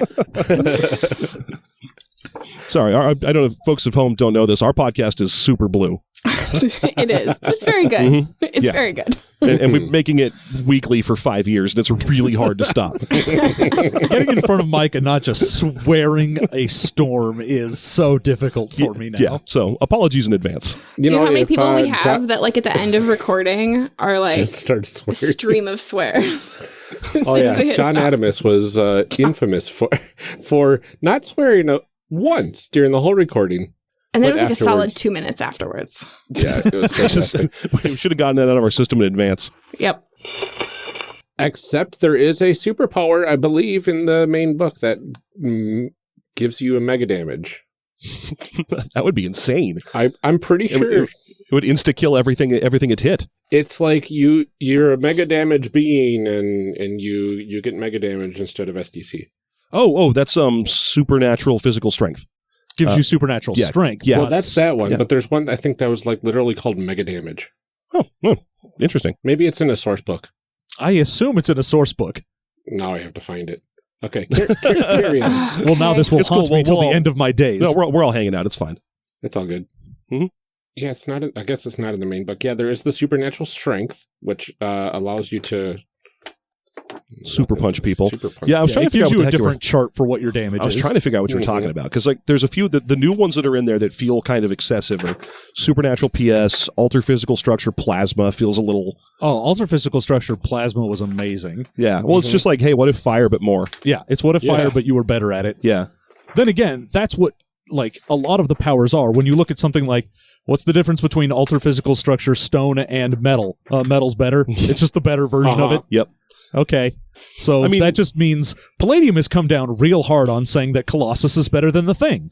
And that's fine. I'm fine with that. I mean that's only true if you assume that the thing is made of rocks. Well, he is. He's made of a rocky substance. He's made of orange rocks. I think he has a rock-like exterior. It looks like supernatural strength does not give you the damage for mega damage. No, it couldn't because mega damage. The rules and riffs say that mega damage, if it hits a non-mega damage target, Yeah. kills it instantly. No, it's 100 SDC. No, that's if you want to run the conversion. The actual rule is any number of SDC is obliterated by 1 mega damage. Yeah. Unless you're dealing with something that's got thousands of SDC, like a tank or something. Or I think it's actually hundreds, because I believe there's some super abilities that like give you hundreds of SDC, and I think it points out saying, "Oh, by the way, Yeah, if you were to go to Rift's Earth, this would be mega damage. Well, yeah. Yeah. The whole thing is normally 1 mega damage is 100 SDC damage. Yes, And but no amount of SDC can inflict 1 point of mega damage. no, it Right. can. It says in the main Rifts book that if you deal 100 or more SDC with a in single one attack. hit, Yeah, with a single attack. Sorry, I was thinking in terms of like shooting a machine gun in a tank, for example. It will never do anything. No. But yeah, but all of them translate to their MDC equivalents if you go to an MDC planet. So if you go to Robotech or to Rifts, they will start doing MDC. Well, the weird thing is with the conversion book, it's not like, oh, you had 800 SDC, now you have 8 MD. It's no, now you have 800 MDC. Yeah, because they want it to be a superpower still. Yeah. Yeah. So it translates almost directly. You just change the S to an M. it looks like Powers Unlimited 2 doesn't have extra superpowers. That's hilarious. Wow. For Powers Unlimited too. That's very limited powers. It's a bunch of extra classes that you could be, Oh, interesting. including one of my favorites, the Gestalt hero, where you literally play as multiple people, or your group So it's plays like as multiple people. Second generation Shazam type stuff. Yeah, and then Okay. and then they all combine into one person, and that person is the superhero. Yeah. Otherwise, you're without powers, I think. Yeah, that makes sense. It's Shazam when it's the Shazam family. Because Oh, that's happened a few times where he's like, all the kids in the orphanage turn into the one guy now. Oh, okay. Can you think of any other ones off the top of your head?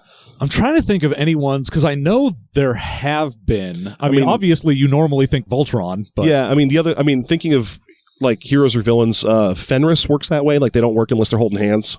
yeah. I mean, you can say like Wonder Twins, but it's not like they combine into one person. No, but All I can think of is there was a what if issue in that was what if the Hulk had Bruce Banner's brain, and at the very end he combines forms with him, Professor X, and Mr. Fantastic.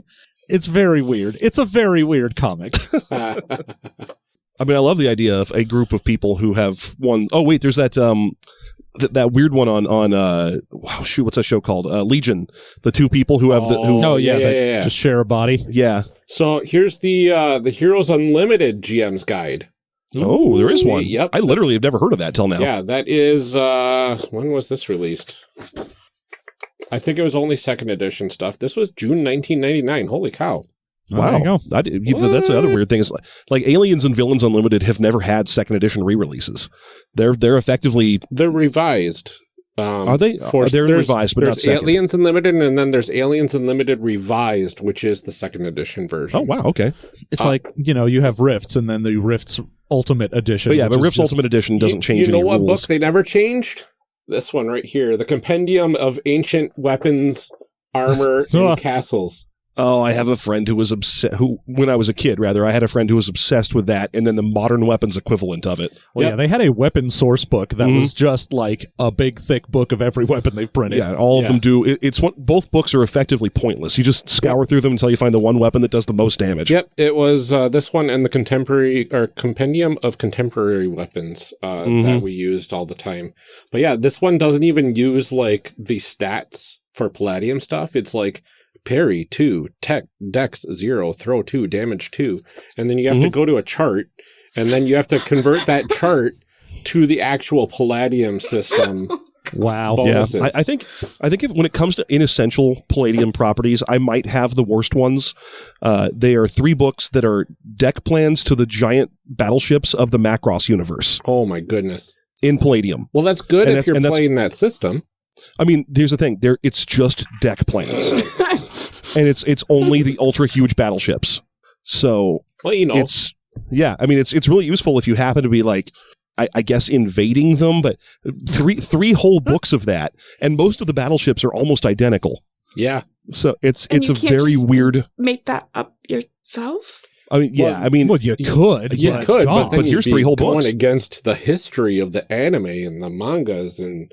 Yeah. All that sort of stuff. My animes. You don't want to anger people. I don't know. I bought them at a used store by my grandparents' old beach house, and they're still sitting in a box in my garage. And they are far and away. They were good reading for a while. I was stuck on a beach for a whole week. It was raining, but they are so critically inessential. Yeah. There's not a single rule for anything that you would possibly play. It's just lists of deck plans. But see, I can see that as being interesting instead of useful. That's mostly how I think of Palladium these days at all. Yeah, well, I mean, yeah, that's true. I mean, Great toilet reading. Very fair. Yeah. Oh my goodness. Okay. Here's the order of the list that it's in. Yeah. It goes Reggie, Jay-Z, Tupac, and Biggie. That's the wrong list. Wait, I feel like you forgot about Dre.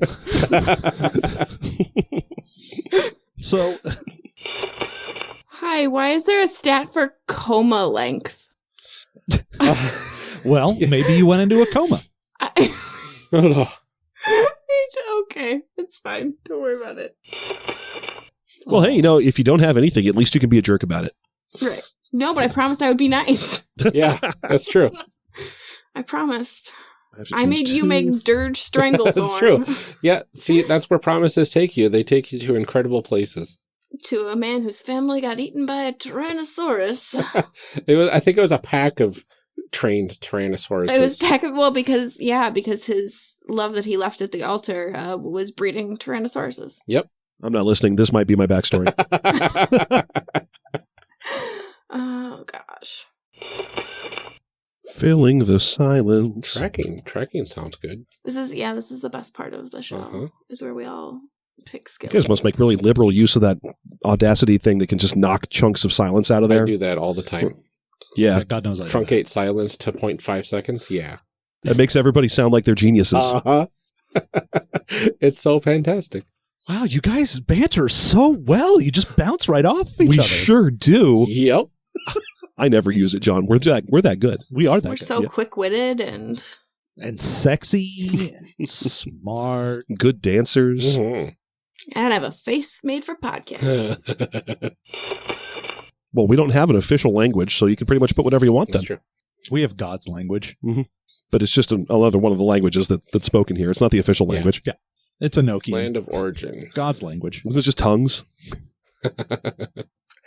Oh my How goodness. come wilderness survival is not under wilderness? It's an espionage skill. God.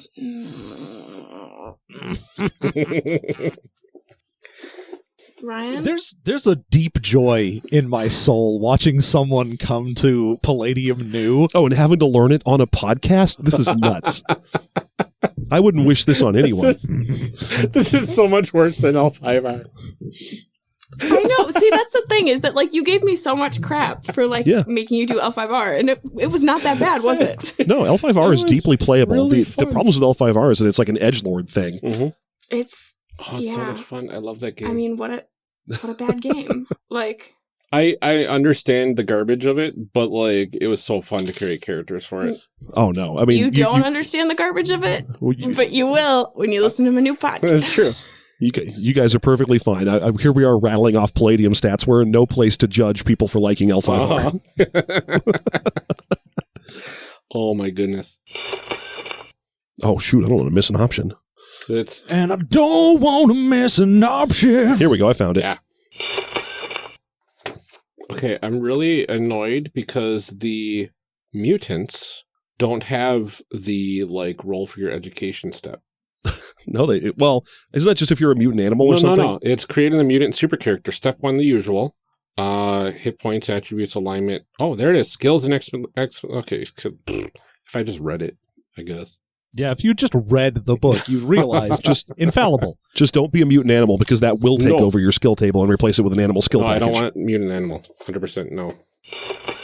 Also, I know we already said burning bush, but if I could just suggest blaze it. Hey, that's already one of our bonus content characters. We made 2 G.I. Joe guys for a G.I. Joe role-playing game once named Blaze It and Smoke Trees.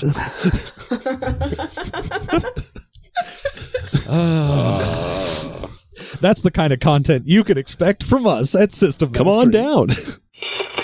Sticky. Yay.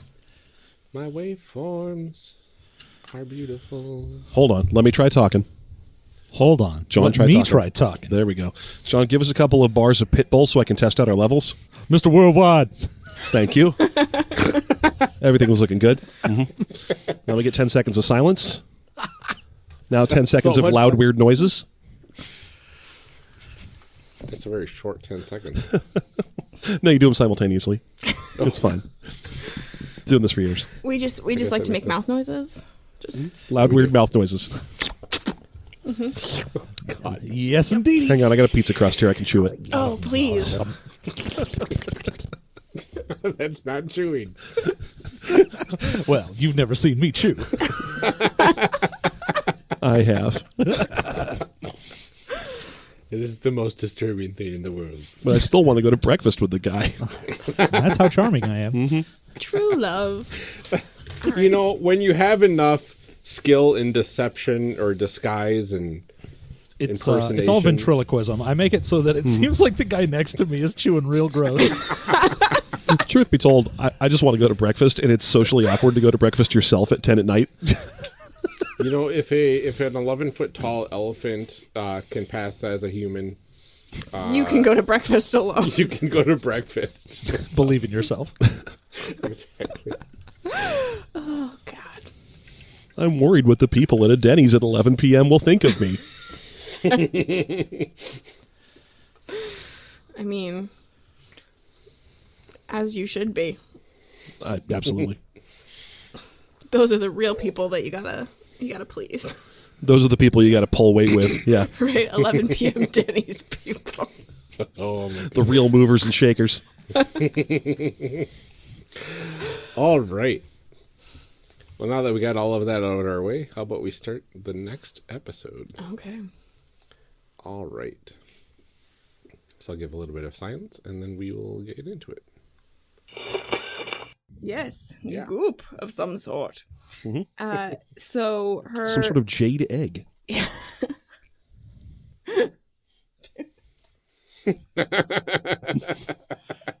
I think we broke her. That happened way before. That was in like hour 1. That's true. Let's be clear here, John. My Riff's character was named Dahmer because I thought Jeffrey Dahmer was an interesting person to name a character after. Wow. Oh no. Yeah, he was a good guy. I wasn't playing some edgelord cat murderer or something. He was a cyber knight and everything. But hey, I thought that name was great. I'm gonna go ahead and reveal something to you that I don't think I've revealed anywhere else before. Oh my God! It's an exclusive right here. Yeah, it's exclusive. My character's name. Mm-hmm. He normally went by Paco, but his actual name was Parentesco Espada, which is blood sword when I looked it up in the Spanish to English dictionary. So, as you can tell, 13-year-old me was on that same wavelength. Yeah, we're fine. We're cool, good friends that had not met yet. We're Riffs brothers. Oh, wow. Yeah, that sounds like old school Palladium. Mm-hmm. Absolutely. Ryan, do you have anything that you want to confess? Confessions of a Rifts player. My goodness. Aside from the 5 months of like every week we played, and every week a new character of mine died. And it was only my character, of course. I don't know. I think my friends had something out for me.